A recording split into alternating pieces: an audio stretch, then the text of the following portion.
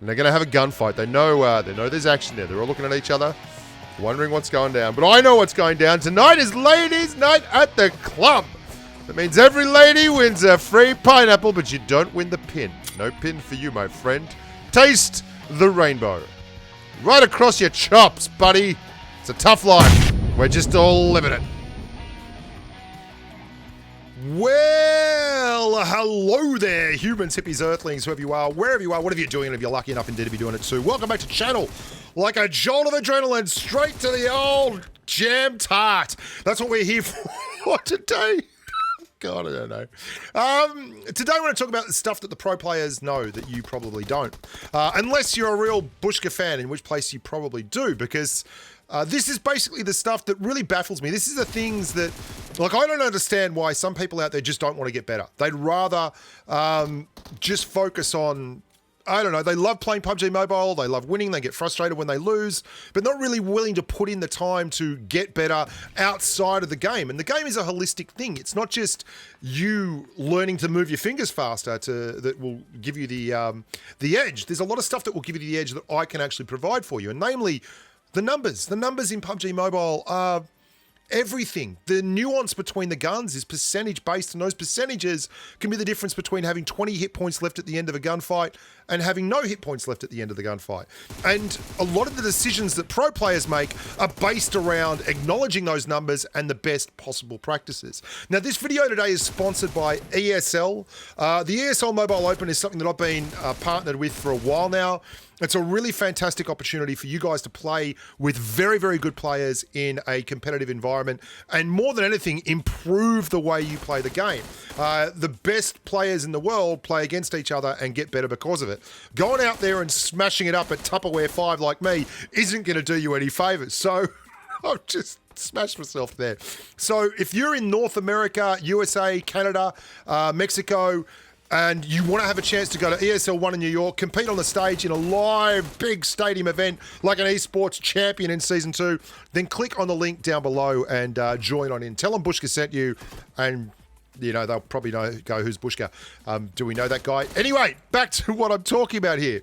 I've got a spreadsheet on my Discord server. The link to the Discord server is in the description below. And in that spreadsheet is all this goodness. It will tell you the fastest time to kill guns in the game. It will tell you the actual damage numbers on base shots for the chest area and stuff. And there's nuance that isn't in there that we can talk about, and we do talk about on that Discord server. Stuff like the hitboxes and the way they're a little bit buggy and a little bit out of sorts, how arm shots, limb shots will register as chest shots, even on the wrong angle, and it's crazy stuff. But it's all there for you if you want to know and you want to get better.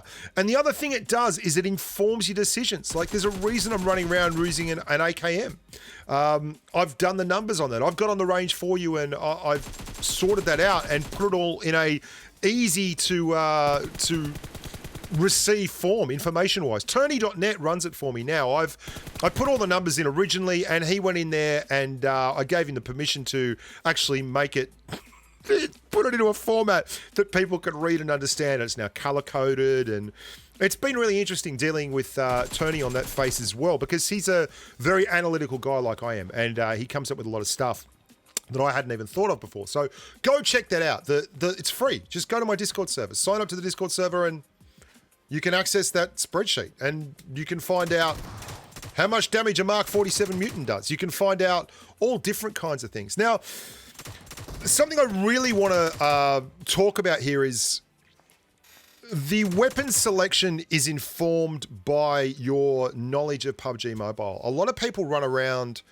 and they tell you, use the Scar-L because it does more damage, which is, we all know, is complete BS. I was actually tagged into a conversation on Twitter the other day with Fitz. He's another Aussie YouTuber, good bloke. And there's a lot of really good YouTubers out there you should be checking out, like Riggs, Fights, all these boys and girls, Cleric Dragoon, Wicked, everyone.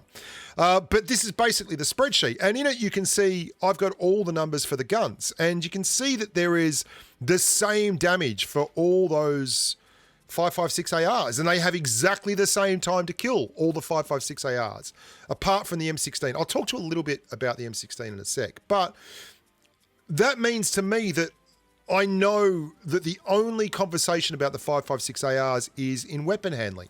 And that's an easy conversation to have because I've done all the graphs, I've done the spray patterns, I've put it all together, I've given you some kind of idea on the best gun in the game for that kind of stuff. And it's the G36C on Vikendi, and everywhere else it's the M416. Unless you find an AUG, in which case I'd run an AUG over an M416. But that's not doing any more damage. It's the same freaking weapons at the same rate of fire.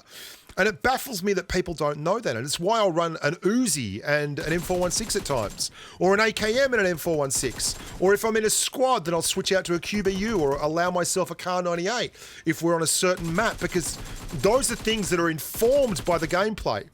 I mean, don't get me wrong, I'm always useless as boobs on a bull, but if you give me a chance to exploit a weakness in your weapon selection and I'm running an Uzi at the end of a game in tight confines and you're running an M416, I'll beat you, because everything being at a baseline of 0, the guy who has the fastest time to kill weapon, if you both hit the same spots at the same time, walks away the winner. Now, there are variables in that. There's your lag, there's desync, there's the fact you might have fat old man fingers, or, you know, just don't have you have an intemperate disposition and a touchy trigger. That's all there is to it. I can't help that. But at the end of the day, like, look at this. M416, as I move outside to go and revive the Leesmeister General over there, the big Matty, I switch to the Uzi because I know at that kind of range, the Uzi can be effective. But I also know that if I'm on my own, I probably won't run an Uzi as a main, because an Uzi takes a lot of shells to clear a target. And an AR is so much more effective at that because you can fit more kills in an AR than you can in an Uzi. Like, this is the stuff that keeps me up at night. Lizzie, if you could just take the damage there and then I'll pump out, look like a hero. That's right. Hero ball, baby. Hero ball. Now, where was I? I forget. But let me talk to you about the M16A4. If you only take one thing away from today's video, this is probably going to be the thing that you take away. I want you to think of a drum beat. Okay, so you've got a drum beat going. Tap, tap, tap, tap, tap. That's how the M16A4 and the Mark 47 Mutant are designed, for instance. I've done all this in a video. I've done a Mark 47 Mutant video and an M16A4 video, and both of those should be looked at for, if you don't know what I'm talking about here, you really need to watch those videos. They're in the links down below, right? So if you think of a drum beat, PUBG Mobile have set the M16A4 up so you can only press the button after that drum beat. So if you press it there, and then you can only press it again after the next beat. If you press it before that beat comes, that's a null and void. It doesn't do anything.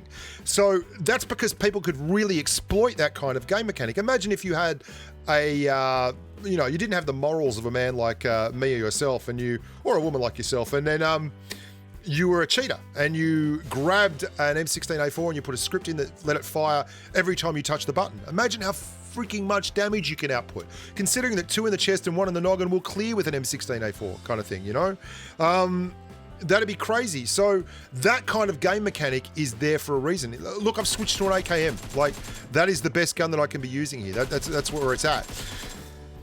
So when you're firing the M16A4, it's not about pressing the button as fast as you can, it's about pressing it at the right time, and that takes rhythm, and it's one of the reasons why the 16 is a very tough weapon to master and get the most out of. And it's one of the reasons why I find finding and learning and pushing the boundaries of what we know is far more important than a lot of people give credit for. And the pro players, the guys out there running around in the ESL Mobile Open, in the PMCO, doing their best, they know these numbers. They're not idiots. They know these numbers because knowledge is power, and every little bit of an advantage you can get is a thumbs up from this guy. I hope you guys are enjoying the channel. Having a great time back.